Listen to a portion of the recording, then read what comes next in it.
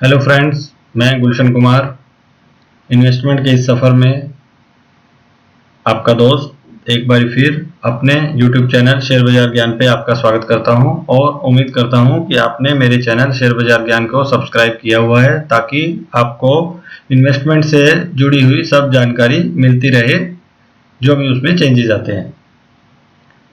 आज मैं आपके सामने लेकर आया हूं आईपीओ से जुड़ी हुई जानकारी। क्या है आईपीओ, क्या है इनिशियल पब्लिक ऑफर, किसको इसमें इन्वेस्ट करना चाहिए, कौन से आईपीओ में इन्वेस्ट करना चाहिए, कौन से में नहीं करना चाहिए। आईपीओ से जुड़ी हुई सारी जानकारी के बारे में आज हम बात करेंगे।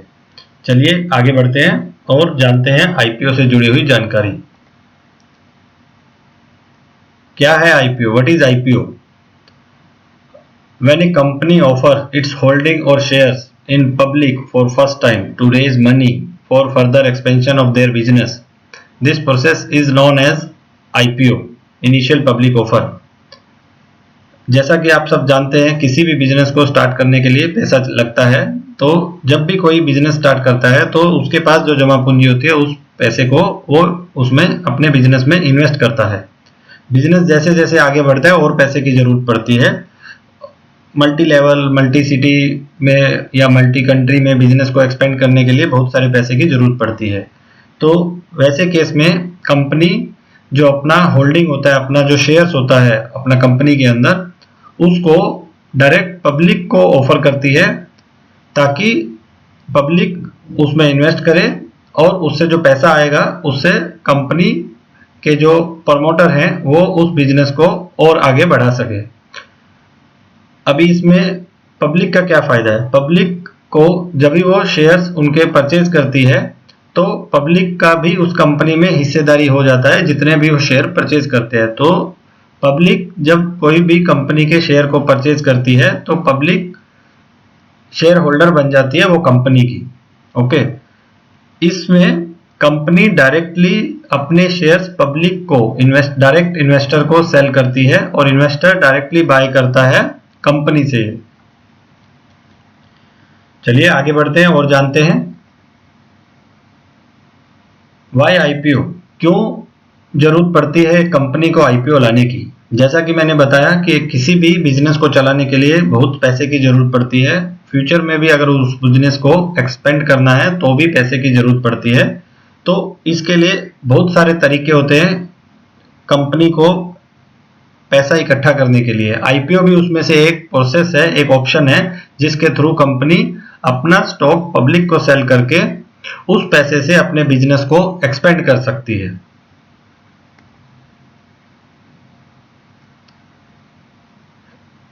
क्या डिफरेंस है एक नॉर्मल आईपीओ के प्रोसेस में और जो शेयर मार्केट में जो ट्रेडिंग होती है उस शेयर्स की ट्रेडिंग में क्या फर्क है? आईपीओ के प्रोसेस में कंपनी डायरेक्टली जो अपना शेयर्स का जो सेल करती है वो इन्वेस्टर को डायरेक्टली सेल करती है और इन्वेस्टर डायरेक्टली कंपनी से वो शेयर परचेज करता है। जबकि नॉर्मल शेयर ट्रेडिंग में एक इन्वेस्टर दूसरे इन्वेस्टर से बाइंग सेलिंग करता है, कंपनी बीच में इन्वॉल्व नहीं रहती है, ओनली एक्सचेंजेस बीच में इन्वॉल्व होती हैं टू मिटिगेट द रिस्क। एक इन्वेस्टर से दूसरे इन्वेस्टर्स के बीच में जो डिफॉल्ट के रिस्क रहते हैं उसको कवर करने के लिए एक्सचेंज एक प्लेटफॉर्म देता है जिसके थ्रू नॉर्मल ट्रेडिंग होता है। तो आईपीओ मार्केट में कंपनी डायरेक्टली इन्वेस्टर से डील करती है और नॉर्मल मार्केट में इन्वेस्टर से डील करता है और वो नहीं जानता किस इन्वेस्टर से परचेज कर रहा है या कौन सा इन्वेस्टर किस इन्वेस्टर को सेल कर रहा है।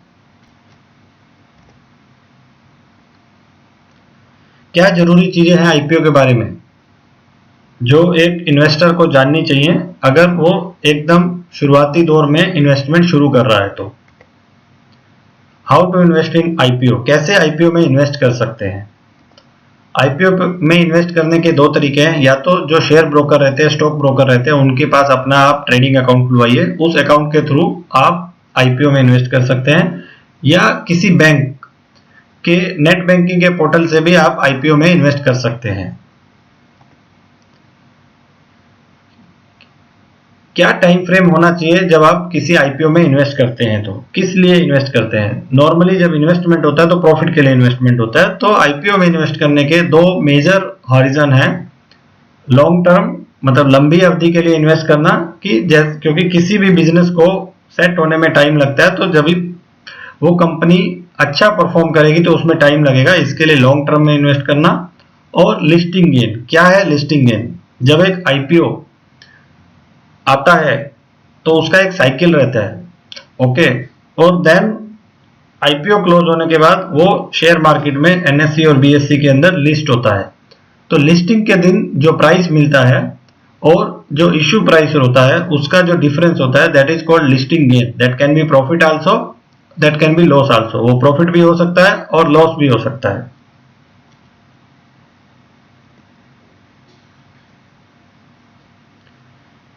कितने टाइप के आईपीओ होते हैं?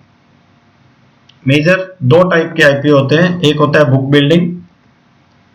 बुक बिल्डिंग आईपीओ में फाइनल जो आईपीओ का प्राइस होता है, जो इश्यू प्राइस होता है, जब भी आईपीओ ओपन होता है उस टाइम तक डिसाइडेड नहीं होता।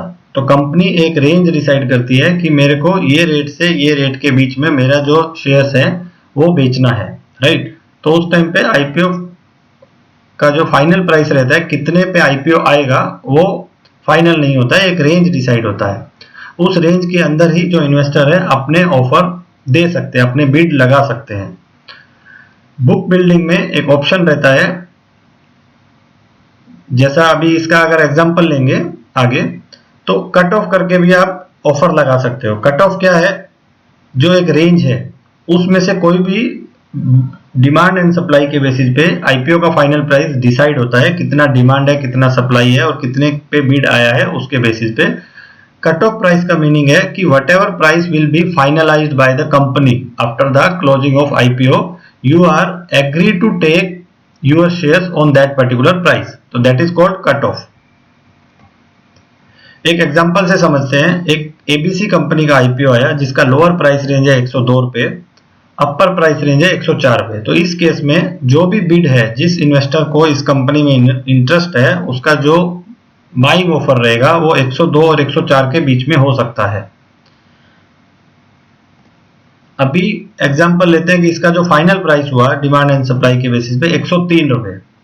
तो जिसको भी इस कंपनी का अलॉटमेंट मिलेगा, जो एलिजिबल रहेगा, उसको 103 रुपए के हिसाब से प्राइस मनी देना पड़ेगा, जितने भी शेयर्स उसको एलोकेट हुए हैं।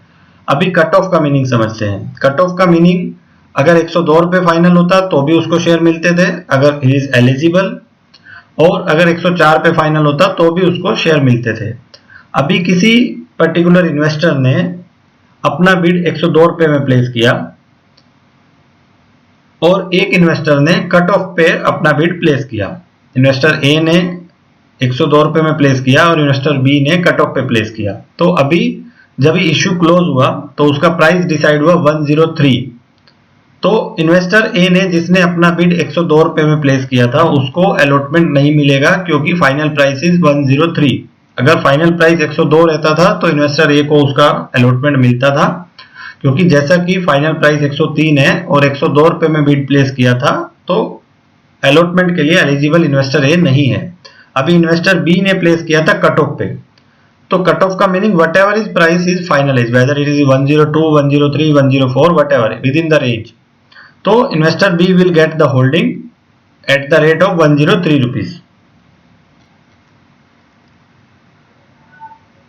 सेकेंड ऑप्शन होता है फिक्स प्राइस, जिसमें आईपीओ जब भी ओपन होता है तो एक फिक्स प्राइस कंपनी द्वारा डिसाइड किया जाता है कि अपना जो भी होल्डिंग है, जो भी शेयर्स है, वो एक फिक्स प्राइस पे सेल करेंगे। उसी प्राइस पे इन्वेस्टर अपना बिड लगा सकता है, उसको जितने भी शेयर परचेज करने हैं, minimum multiple of minimum lot में। तो that is called fix price category. Then आगे है कि basic needs to apply an IPO. क्या क्या चीजें बेसिक थिंग्स हैं जो एक इन्वेस्टर के पास होनी चाहिए अगर उसको आईपीओ में अप्लाई करना है। तो डीमैट अकाउंट होना बहुत जरूरी है। डीमैट के बिना आप आईपीओ में अप्लाई नहीं कर सकते, क्योंकि जितना भी आईपीओ का अलॉटमेंट आता है, जो भी शेयर ट्रेडिंग आज होता है, वो डीमैट में होता है। Demat is nothing but A electronic form of holding. जैसे आपका बैंक बैलेंस में पैसा रहता है और आप घर पे कैश रखते हो, तो बैंक बैलेंस में जो पैसा है that is electronic form. Similarly जो शेयर्स रहते हैं वो डीमैट अकाउंट में इलेक्ट्रॉनिक फॉर्म में रहते हैं। दूसरा ऑप्शन आपके पास जो होना चाहिए, आपका बैंक अकाउंट यूपीआई एनेबल्ड होना चाहिए, क्योंकि अभी जो भी आईपीओ का बिड लगता है आसबा के थ्रू लगता है, एंड आपका बैंक अगर यूपीआई इनेबल्ड रहेगा तो आप यूपीआई के थ्रू उसका बिड लगा सकते हैं, क्योंकि जो जितने का आप इन्वेस्टमेंट करना चाहते हैं उसका जो पेमेंट है वो यूपीआई के थ्रू जो भी कंपनी है उसको ट्रांसफर होता है।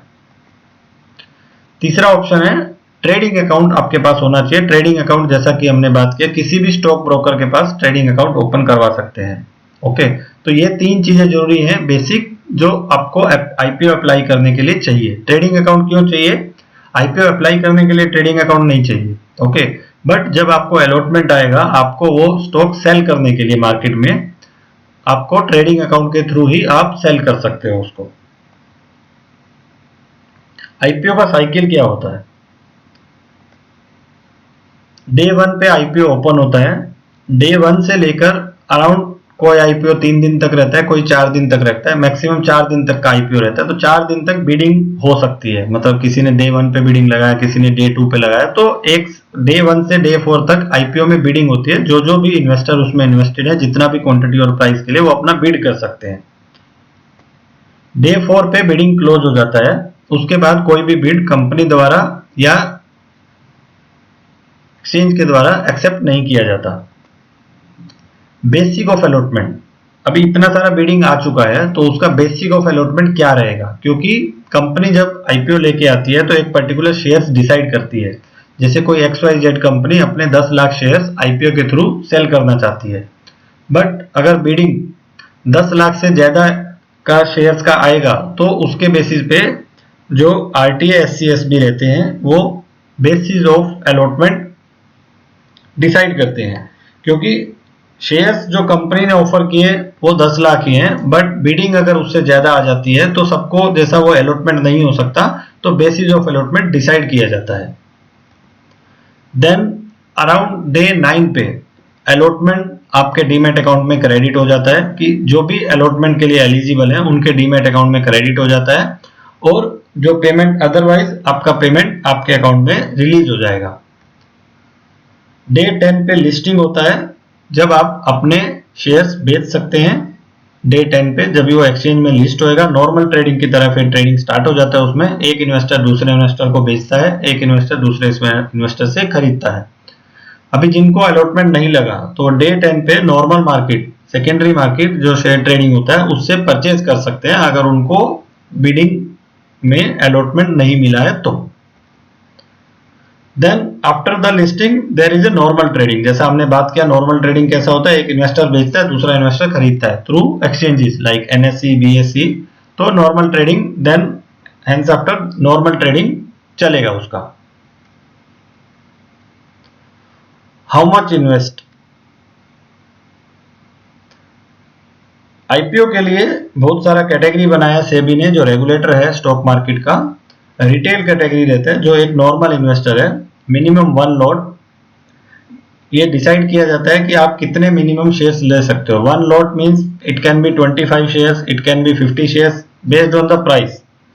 15,000 के अंदर जो भी क्वांटिटी आता है दैट इज कॉल्ड 1 लॉट। अगर किसी कंपनी का प्राइस 500 रुपए है तो 30 क्वांटिटी एक लॉट में आएगा, तो 15,000 रुपए का मिनिमम एक लॉट होता है। मैक्सिमम कितने लगा सकते हैं? एक रिटेल इन्वेस्टर मैक्सिमम 2 लाख रुपए तक का आईपीओ में अप्लाई कर सकता है। Then retail HNI customer, high net worth individual, जो नॉर्मल इन्वेस्टर से थोड़ा उनका नेटवर्थ ज्यादा है, तो उनके लिए रिटेल HNI कैटेगरी रहता है। 2 लाख का मिनिमम इन्वेस्टमेंट वो करना चाहिए, 2 लाख से कम नहीं कर सकते, और मैक्सिमम इन्वेस्टमेंट की कोई लिमिट नहीं है। जितने भी कंपनी ने शेयर ऑफर किए हैं उतने शेयर तक उस पर्टिकुलर रिटेल कैटेगरी में जितने शेयर्स कंपनी ने ऑफर किया उतने शेयर्स को वो अप्लाई कर सकते हैं। देन तीसरा कैटेगरी आता है इंस्टीट्यूट, जैसे बैंक हो गए या कोई फाइनेंशियल कंपनी हो गया या कोई दूसरा कंपनी है। This all are comes under institution category. उनके लिए मिनिमम कोई लिमिट नहीं है, मैक्सिमम कोई लिमिट नहीं है। मैक्सिमम लिमिट इज जितना इंस्टीट्यूशन कैटेगरी में एक कंपनी अपने शेयर्स ऑफर कर रही है आईपीओ में, उतना कोई भी एक इंस्टीट्यूशन एप्लीकेशन लगा सकता है, उसके लिए अप्लाई कर सकता है। देन इतनी सारी जानकारी मिल गई, लेकिन फिर भी बहुत सारी कंफ्यूजन होती है कि कंपनी कैसी है। अच्छी है या खराब है, क्योंकि नई कंपनी है, आपने फर्स्ट टाइम शायद उसका नाम सुना रहेगा, मे बी आप उसका कोई प्रोडक्ट यूज करते थे, अभी वो कंपनी अपना आईपीओ लेके आई है, तो काफी सारी असमंजस होती है कि कंपनी कैसी होगी, कहीं लॉस तो नहीं हो जाएगा आईपीओ में एप्लीकेशन लगाने से, अलॉटमेंट आ गया तो प्रॉफिट होगा कि नहीं होगा, क्योंकि हर कोई जो भी इन्वेस्ट करता है प्रॉफिट के लिए ही करता है, तो ये डाउट हमेशा कंफ्यूजन रहता ही है कि प्रॉफिट होगा कि नहीं होगा। इस सब डाउट्स के चलते माइंड में यही रहता है कि अप्लाई करूं कि नहीं करूं, करूं कि नहीं करूं। ये जीएमपी क्या है, जब आईपीओ के बारे में थोड़ी जानकारी गूगल करते हैं तो एक जीएमपी मिलता है। GMP is nothing but A grey market price. जब एक आईपीओ कोई कंपनी लेके आती है तो उससे पहले भी वो कंपनी बिजनेस तो कर रही है, तो उसका ग्रे मार्केट में रेट चलता है। ओके, तो ग्रे मार्केट प्रीमियम मतलब कितने प्रीमियम पे, अगर आप ऑफ द मार्केट अगर वो शेयर्स खरीदते या बेचते हो, जो कंपनी अभी आईपीओ के थ्रू ऑफर देके आई है, तो उसको बोलते हैं ग्रे मार्केट प्रीमियम। पूरा स्पेकुलेशन है ये, मतलब डिमांड एंड सप्लाई के बेसिस पे ग्रे मार्केट का प्रीमियम डिसाइड होता है। कई बार तो इस ग्रे मार्केट का प्रीमियम कंफ्यूज करने के लिए भी बढ़ाया या घटाया जाता है, वो हम आगे जानेंगे। इज इट सेफ, क्या आईपीओ में इन्वेस्ट करना सेफ है, कंपनी अच्छी है बुरी है, जैसा बात किया, प्रॉफिट होगा कि लॉस होगा, तो ये सब कंफ्यूजन रहती हैं। अभी हम जानते हैं कुछ हिस्टोरिकल डेटा, जो पास्ट आईपीओ आए थे उनका परफॉर्मेंस कैसा रहा, उसके बेसिस पे आपको डिसाइड करना चाहिए कौन सी कंपनी में लगाना चाहिए, कौन सी कंपनी में नहीं लगाना चाहिए। किसी भी कंपनी में इन्वेस्ट करने के लिए आपको उस कंपनी का मैनेजमेंट का प्रोफाइल देखना चाहिए, उस कंपनी का बैलेंस शीट देखना चाहिए कि वो प्रॉफिटेबल कंपनी है, लॉसेबल कंपनी है, कंपनी के ऊपर डेप्ट कितना है, मतलब लोन कितना लिया हुआ है, वो सब चीजों को देखते हुए आपको आईपीओ में अप्लाई करना चाहिए।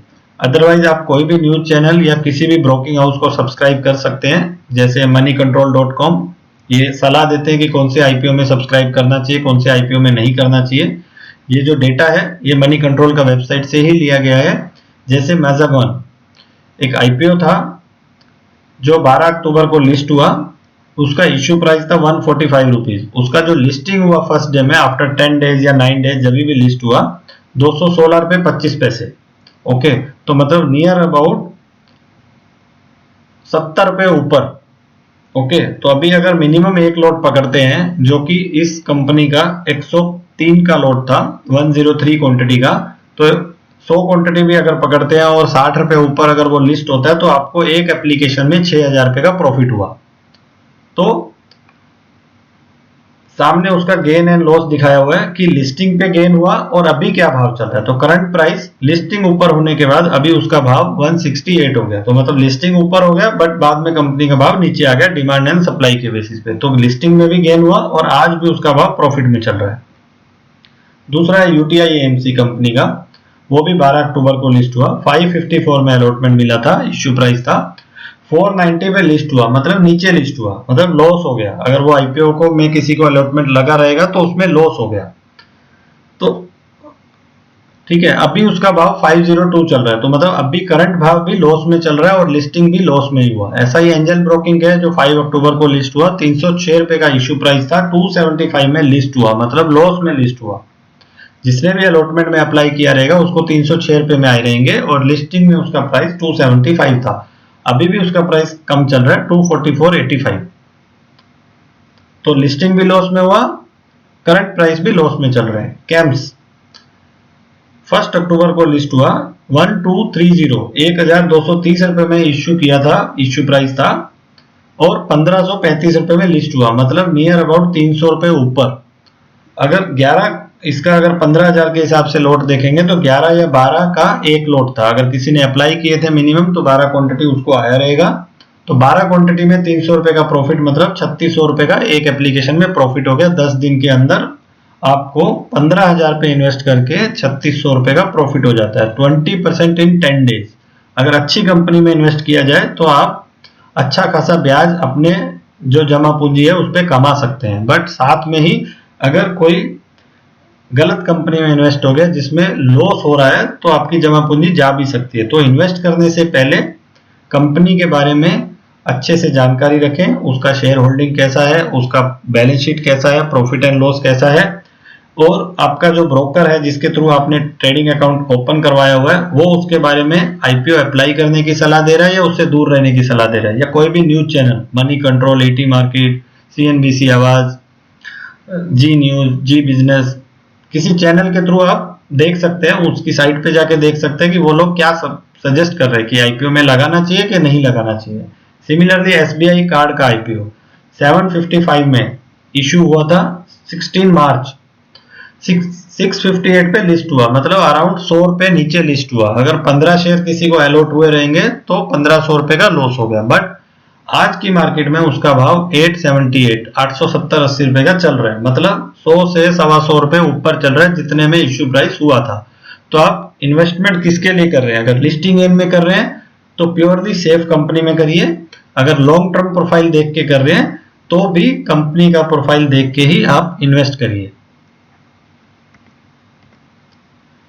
Thank you. अगर आपको मेरा पोस्ट अच्छा लगा रहेगा तो पोस्ट को लाइक जरूर करिए और कमेंट देके आपका फीडबैक सजेस्ट करिए और मेरे चैनल को सब्सक्राइब करिए। Thank you once again.